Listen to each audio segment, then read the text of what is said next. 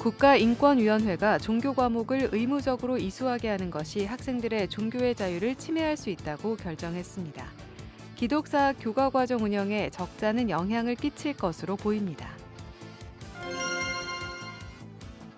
1955년 기독교대한감리회가 여성 목사 안수를 시행한 이후 여러 교단으로 여성 안수가 확산됐지만 여성 목회자에 대한 차별적 인식은 여전한 것으로 나타났습니다.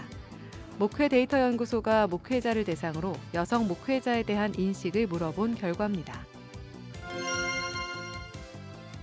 기독법률가회 CLF가 로스쿨 학생들과 청년 법률가들을 위한 예비 청년 법률가 캠프를 개최했습니다. 기독교인으로서 이 시대 꼭 필요한 법률가가 되길 다짐하는 청년들의 목소리를 들어봤습니다.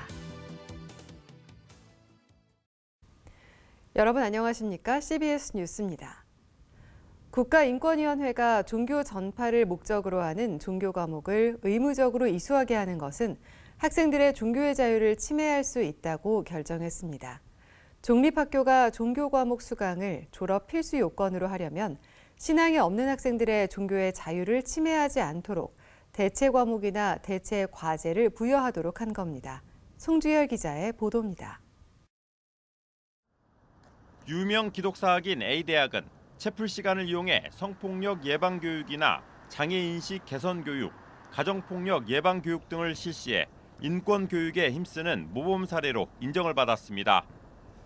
그러나 A대학은 교양 필수 과목에 종교 과목을 개설하면서 비기독교인의 거부권을 인정하지 않았다는 이유로 인권위원회로부터 대체 과목을 추가로 개설하는 등의 대체 방안을 마련하라는 권고를 받았습니다. 국가인권위원회는 결정문에서 A대학이 사실상 종파 교육으로 볼 수 있는 수업을 필수적으로 이수하도록 하면서도 학생들의 동의권을 인정하지 않고 어떠한 대체 과목, 대체 과제도 제공하고 있지 않다는 점 등을 종합해 볼 때 헌법과 국제인권 기준이 보장하는 소극적 종교의 자유, 소극적 신앙 고백의 자유를 침해하는 것이라고 판단된다고 밝혔습니다. 종립학교가 건학 이념에 따라 종교교육을 할 수는 있지만 공법상 교육기관이고 교육관계법의 규제를 받기 때문에 종파적 교육을 필수화할 때는 비신앙 학생들을 위한 수강 거부권을 인정하거나 대안을 모색해야 한다는 취지입니다. 이에 대해 A대학 측은 인권위의 결정을 존중하면서도 해당 종교 과목이 교리 전파나 개종을 요구하지는 않았다는 입장입니다. A대학 측은 해당 종교 과목은 100% 온라인으로 진행됐고 대면 접촉할 기회도 없었다며 시험 문제 난이도 역시 비신앙인이 차별받지 않도록 쉽게 풀 수 있는 오픈 테스트로 실시했다고 밝혔습니다. 대학 측은 오는 4월 20일까지 인권위 권고 사항에 대한 답변서를 제출할 예정입니다. 대학 측은 인권위 권고 사항에 대해 좀 더 심사숙고하고 학생들의 인권이 침해받지 않도록 종교 과목 운영에 힘쓰겠다고 덧붙였습니다. 인권위가 종교 교과목 이수 제도를 운영함에 있어 학생들의 거부권까지 보장하도록 하면서 기독사학을 비롯한 종립학교의 교과 과정 운영에 적잖은 영향을 끼칠 전망입니다. CBS 뉴스 송주열입니다. 한국교회 여성 목사 안수가 시행된 건 1955년 기독교대한 감리교에서부터입니다. 이후 여러 교단으로 점차 여성 안수가 확산됐지만 여성 목회자에 대한 차별적 분위기가 여전한 것으로 나타났습니다. 천수연 기자입니다. 담임 목사, 부목사, 여전도사 등 목회자 584명에게 여성 목회자에 대한 인식을 물었습니다. 80%에 가까운 응답자들이 교회 안에 여성 차별이 있다고 인정했습니다. 여성 목회자가 기성교회의 담임 청빙을 받는 게 매우 어렵다는 항목에는 90% 가까운 목회자들이 동의했습니다. 여성이 목사 안수를 받으면 사역 기회는 오히려 줄어든다는 응답도 절반이 넘었습니다. 교인들이 여성 부목사를 선호하지 않는다는 응답은 48.1%, 남성 담임 목사가 여성 부목사를 선호하지 않는다는 응답은 57%로 더 높습니다. 성별로 응답률을 비교해보면 전체적으로 남성에 비해서 여성 목회자들이 차별을 인지하는 정도가 더 높았습니다. 특히 사례비 차별에 대한 인식은 남녀 응답률의 격차가 37%포인트나 벌어졌습니다. 교회 내 다양한 사역을 수행하는 데 있어서 대체로 남녀 구분 없이 해야 한다고 답했지만 공예배 설교와 애경사 집례에 대해서는 남성 사역자가 해야 한다는 의견이 다른 항목에 비해서 높게 나타났습니다. 반대로 상담과 노인, 장애인 등 돌봄 사역은 여성이 해야 한다는 응답이 상대적으로 높았습니다. 여성들에게 여러 가지 다양한 기회를 주지 않고 여성 교육자들에게 한정된 기회만 허용되기 때문에 거기서 개발된 또는 발전된 그런 역량들을 가지고 그러니까 여성들은 여기에 적합해라고 하는 것은 오히려 현실을 더 넓게 보지 못하는 결과이지 않을까. 응답자들은 교회 내 양성평등을 위해 가장 필요한 것으로 제도 개선보다 인식 개선을 우선했습니다. 남성 목사, 남성 교인의 의식 전환을 각각 1, 2위로 꼽았고 여성 목사 안수 허용, 남녀 평등 교육, 여성 장로 할당제 등 제도적 개선 방안이 뒤를 이었습니다. 여성 목회자들이나 남성 목회자들이나 똑같이 이런 양성평등한 문화에 대해서 배워가는 그런 리더십을 가져야 되는데 이것은 좀 노회나 이런 교단에서 이런 교육들을 제공하는 그런 틀이 있어야 되고. 한편 한국교회 여성목사 안수 제도는 1955년 기독교 대한 감리회에서 처음 시행됐습니다. 이후 한국기독교장로회와 예장통합총회, 기독교 대한 하나님의 성회와 예장 백석총회, 기독교 한국 침례회로 여성 안수 제도가 확산했으나 예장 합동총회 등 보수 교단에서는 여전히 여성 목사 안수를 금지하고 있습니다. CBS 뉴스 천수연입니다. 인간기술공생 네트워크가 과학과 기술 발전에 대한 윤리적 문제를 진단하는 책 기술윤리를 펴냈습니다. 책 기술윤리는 인공지능 AI와 관련한 윤리적 성찰을 비롯해 우생학, 우주개발, 복지기술, 챗 GPT 등 첨단 기술에 대한 윤리적 논의를 철학과 신학, 공학, 교육학, 윤리학의 입장에서 접근합니다. 인간기술공생 네트워크는 기술의 발전 못지않게 기술의 올바른 이해와 활용이 중요해지는 시점이라면서 기술이 자본과 권력에 종속되지 않고 건강한 기술 생태계를 형성하는 데 이 책이 지침이 되길 바란다고 밝혔습니다. 대한성서공회는 어제 김준곤 장로와 민명자 권사 후원으로 아프리카 탄자니아에 스와힐리어 성경 5,600부를 보내는 기증 예식을 가졌습니다. 김준곤 장로는 지난 2023년 탄자니아 성경 보급 현장을 직접 방문해 현지인에게 성경을 보급하는 사역에 동참한 것을 계기로 성경 보내기 사역을 후원하게 됐다고 밝혔습니다. 이번에 후원하는 스와힐리어 성경 5,600부는 이슬람 확산 속에서 기독교 신앙을 이어가고 있는 이들에게 전달될 예정이며 어린이와 청소년 성경 교육 프로그램에도 활용될 예정입니다. 기독법률가회 CLF가 최근 로스쿨 학생들과 청년 법률가들을 위한 예비 청년 법률가 캠프를 개최했습니다. 기독교인으로서 이 시대 꼭 필요한 법률가가 되길 다짐하는 자리였습니다. 오요셉 기자입니다. 예비 기독 법률가와 청년 법률가들이 한자리에 모였습니다. 전국 로스쿨 학생들과 5년차 이하 청년 법률가들이 함께 교제하며 기독 법률가로서의 비전을 키워나가는 자리입니다. 올해 주제는 생존을 넘어 소명으로. 갈수록 경쟁이 치열해지고 정의의 가치보단 경제 논리가 우선되는 현실 속에서 법률가로 부름받은 소명의식을 잃지 말아야 한다는 점이 강조됐습니다. 매일같이 쏟아지는 업무 속에서 정말 그냥 의뢰인의 이익만 대변하기 바쁜 그런 생존하기 바쁜 환경 속에서 하나님의 정의가 무엇인지 이 사건을 통해서 어떻게 이루실 건지에 대한 고민조차 할 시간이 여유가 없는 거죠. 우리가 어떻게 바로 살 것인가, 그리스도인 법률가로서 어떻게 살 것인가에 대한 그걸 답을 찾기 위해서, 같이 고민하기 위해서 이 캠프가 마련됐습니다. 올해 캠프는 저녁 집회와 특강, 소그룹 모임 외에도 다양한 직역별 나눔을 통해 기독 법조인 선배들과의 만남의 시간을 마련했습니다. 송무, 법원, 검찰, 공익, 미국 변호사 등 다양한 영역에서 고군분투하는 선배 법조인을 통해 각자의 비전을 구체화하며 신앙과 직업 전문성의 조화를 모색했습니다. 특히 갈등과 대립이 심화되는 오늘날 약자를 보호하고 사회적 통합을 이뤄가야 할 기독 법률가의 역할과 책임을 돌아봤습니다. 법이라는 게 사람을 살릴 수도 있고 사람에게 치명상을 할 수 있는 것인데 이 기독 법률가가 아니라 고용된 총잡이로서의 이 법률가의 삶을 살 수도 있습니다. 기독교의 본질이 낮아지신 예수 그리스도를 따르는 것이기 때문에 결국 낮아짐, 기독 법률가로서 특별히 높아짐을 많이 경계를 해야 된다고 생각하고요.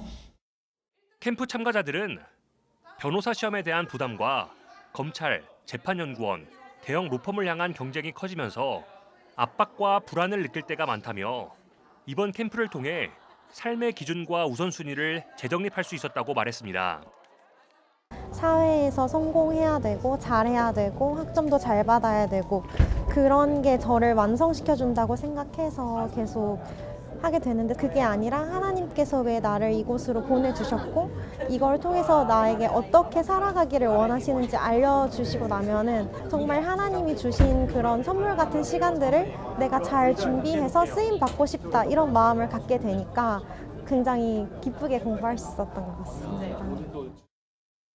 그리스도가 사셨던 방식대로 그 혼란스러운 상황 속에서도 고통받고 아픔을 느끼고 있는 사람들에게 찾아가고 그 사람들에게 위로의 말을 전하면서 또 우리가 할 수 있는 일들을 해 나가는 것이 하나님께서 우리를 이 땅으로 보내신 부르심이 아닐까라고 생각합니다.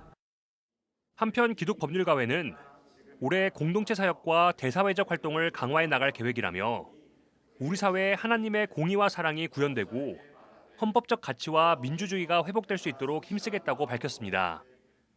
CBS 뉴스 오요셉입니다. 기독교 통일운동단체인 평화통일연대가 오늘 3.1운동 106주년 성명서를 발표하고 3.1 정신과 헌정 질서의 회복을 촉구하고 나섰습니다. 평통연대는 대한민국은 민주공화국이라는 헌법의 선언은 3.1운동의 정신이라면서 민주공화국은 헌정과 법치를 따를 때에만 가능하다고 강조했습니다. 그러면서 탄핵 소추된 대통령과 그 동조 세력들이 헌정 질서를 부정하고 헌법재판소와 법원의 권위를 훼손하려 한다면서 이에 대한 강력한 법적 조치를 촉구했습니다. 무엇보다 3.1운동 당시 민족의 자주 독립과 세계 평화, 새 하늘과 새 땅의 도래를 선언한 한국교회가 지금은 내란 우두머리에 대해 침묵하거나 옹호하고 있다면서 하나님의 이름으로 극우 파시즘의 돌격대 역할을 하는 자들을 단죄하고 절연할 것을 촉구했습니다. 기독교 대한감리회가 한국 개신교 선교 140주년 행사에 아시아 감리교 협의회 소속 감리교회와 청년 리더들을 초청했습니다. 기감 김정석 감독회장은 지난 18일부터 20일까지 필리핀 클락에서 열린 아시아 감리교 협의회 AMC 실행위원회의 의장 자격으로 참석해 아시아 감리교회들의 미래지향적인 선교 네트워크 구축을 제안했습니다.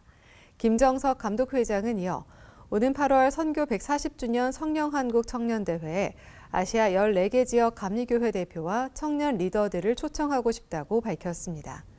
아울러 AMC 아시아 감독회의와 아시아 감리교 선교 플랫폼에서는 대만과 말레이시아, 싱가포르, 방글라데시, 네팔 등 14개 지역 감독들이 각국의 선교 현황을 보고하고 아시아 협력 선교를 위한 실제적인 전략들을 논의했습니다. 기독 NGO 희망친구 기아대책이 최근 크리스천 미디어 미팅을 열고 설립 36주년을 맞이하는 기아대책의 새로운 비전, 기대 3.0을 발표했습니다. 기대 3.0은 지난 35년간의 사역의 토대 위에 오늘날 사회 환경 변화와 한국 교회가 마주한 도전을 반영한 사역 방향으로서 경제적, 영적 빈곤에서 회복된 이들이 또 다른 이웃을 돕는 지속 가능한 공동체 형성을 목표로 하고 있습니다. 최창남 기아대책 회장은 올해 미션 투게더라는 구호를 가지고 한국교회와 함께 더욱 힘차게 떡과 복음의 사역을 전개해 나가겠다고 밝혔습니다. 백석대학교가 최근 해외 취업자를 위한 찾아가는 졸업식을 괌에서 진행했습니다. 교육부 공시에 따르면 백석대의 경우 남녀 해외 취업자 수 합계를 기준으로 2024년 졸업생 80명이 해외에 취업해 전국 1위를 기록했습니다. 학생들은 괌과 사이판, 캐나다 등지에서 스포츠와 경영, 호텔 등 다양한 분야에서 근무하고 있습니다. 백석대는 앞으로도 다양한 나라를 방문해 찾아가는 졸업식을 진행할 계획입니다. 사회복지법인 한기장 복지재단 제10대 이사장에 보경규 목사가 취임했습니다. 보경규 목사는 오늘 한국기독교연합회관에서 열린 취임식에서 기독교 정신을 바탕으로 사회복지를 통해 지역사회를 변화시키는 사회복지 전문기관이 되도록 힘쓰겠다고 말했습니다. 복 목사는 한국기독교장로회 증평교회 담임목사로 기장 충북노회 노회장, 한기장 복지재단 이사 등을 역임했습니다. 한편 한기장 복지재단은 한국기독교장로회가 1995년 6월 2일에 설립한 사회복지법인으로 올해 법인 설립 30주년을 맞았습니다.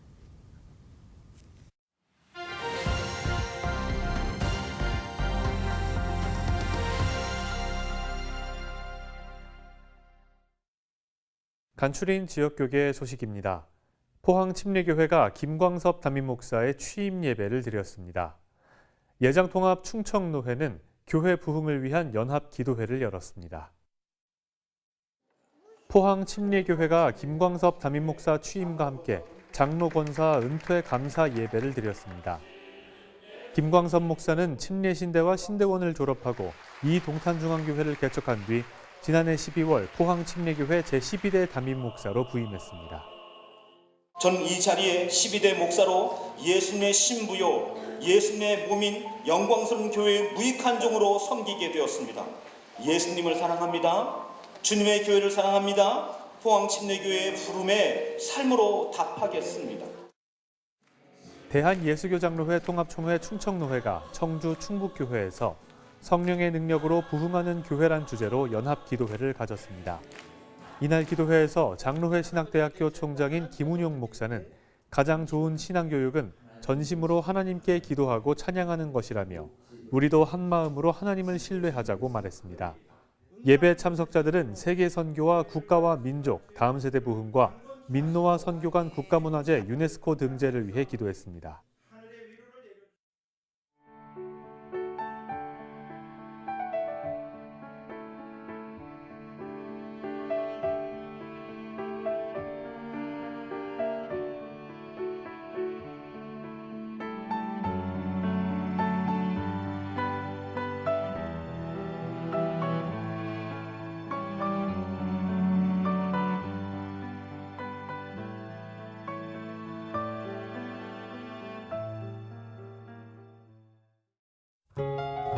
날씨입니다. 내일은 전국이 대체로 건조한 가운데 서쪽 지역을 중심으로 황사가 나타나겠습니다. 내일 아침 최저기온은 영하 7도에서 영상 3도, 낮 최고 기온은 5도에서 13도로 예상됩니다. 이상으로 뉴스를 마칩니다. 시청해주신 여러분 고맙습니다.